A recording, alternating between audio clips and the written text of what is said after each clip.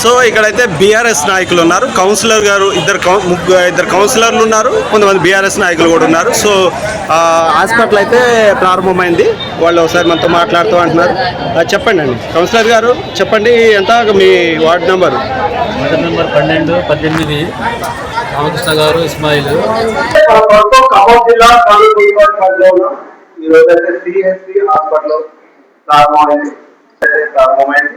మనకి Kalluru municipal chairman గారు and doctor Subbareddy గారు, రమేష్ గారు ఉన్నారు, అండ్ కౌన్సిలర్స్ ఉన్నారు, అండ్ ఈ వార్డు సంబంధించిన కౌన్సిలర్ పెరగండి రామకృష్ణ గారు ఉన్నారు.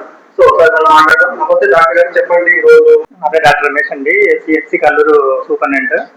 సో ఈ రోజు మనం ఎప్పటి నుంచో వెయిట్ చేసినటువంటి ఆ రోజు ఈ రోజు రానే వచ్చింది.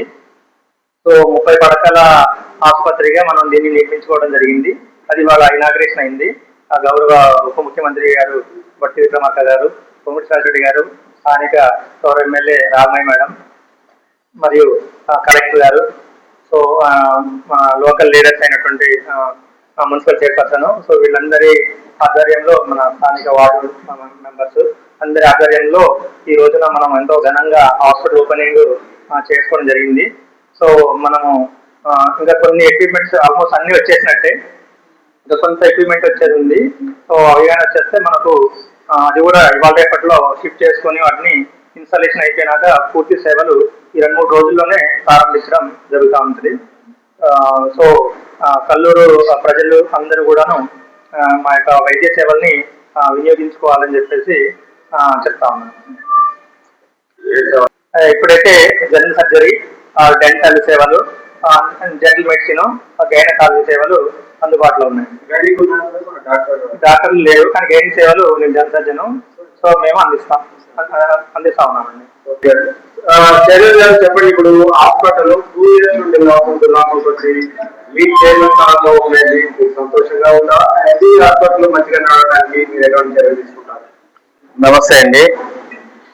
ఈరోజు మన డిప్యూటీ సీఎం గారు మరియు పొంగిలేటి శ్రీనివాసరెడ్డి గారు, మన నియోజకవర్గ ఎమ్మెల్యే డాక్టర్ మట్టా రాఘమాయి దయానంద గారు ఆధ్వర్యంలో మనం ఎప్పుడు ఇది ఓపెనింగ్ అవుతా అని ఎప్పుడు అని ఎదురు చూస్తున్న సమయం వచ్చింది కాబట్టి ఈరోజు ఓపెనింగ్ చేయడం జరిగింది.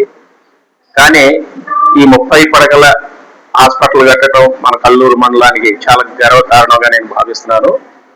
కాబట్టి చాలా లేటెస్ట్గా ఈ హాస్పిటల్ కట్టడం ప్రజలకి అనుకూలంగా ఉండేటట్టుగా చాలా శుభ్రం, బాగా నీట్నెస్ అనేది చాలా బాగుంది, చక్కగా ఉంది. ప్లేస్ కూడా అనుకూలంగా బాగా ఉంది.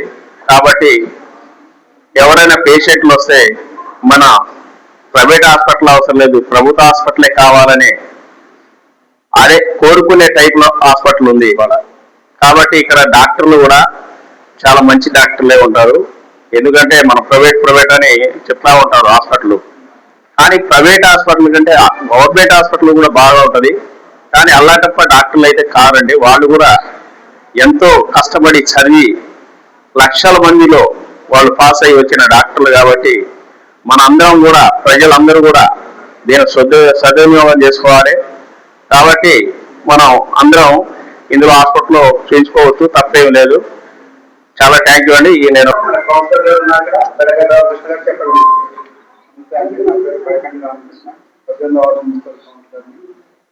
ఆ విషయం అయితే హాస్పిటల్ అయితే ఓపెన్ హాస్పిటల్ గురించి చెప్పాలంటే యాక్చువల్గా ఒకప్పుడు హరీష్ రావు గారు ఈ రోజు ప్రోగ్రామ్ అంటే వెళ్తా ఉంటే రైతులతో పాటు వచ్చి ఫస్ట్ ఆ పాత బిల్డింగ్ ప్రతి గది తీసేసారి ఉంది, పూర్తిగా కొలాప్స్ గదులతో ఉండి పుడుతూ ఉంది, కావాలి అంటే ఆ రోజు ఆయన కాన్ఫరెన్స్ స్పందించి కొద్ది కాలంలోనే దానికి మొత్తం ప్రపోజల్స్ ఇచ్చి బిల్డింగ్ స్ట్రక్చర్ మొత్తాన్ని కూడా కొన్ని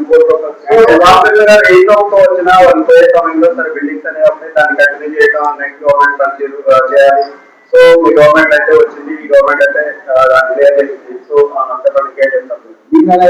వచ్చిన తర్వాత కూడా దీన్ని చాలా లాగ్ అయిపోయింది. కనీసం ఏంటి అంటే ఒక 20% ఆఫ్ ఇన్వెస్ట్మెంట్ చేయడానికి కూడా 10 రోజులు టైం పడుతుంది. సరే ఇప్పుడు కూడా పూర్తి స్థాయి వచ్చిన వస్తే ఇది అంతా ప్రజలకు బాగా ఉపయోగపడుతుందని మనకు నమ్మకం. మంచి డాక్టర్, క్వాలిఫైడ్ డాక్టర్స్ ఉన్నారు. దీన్ని ప్రజలంతా సద్వినియోగం చేసుకోవాలని మనకు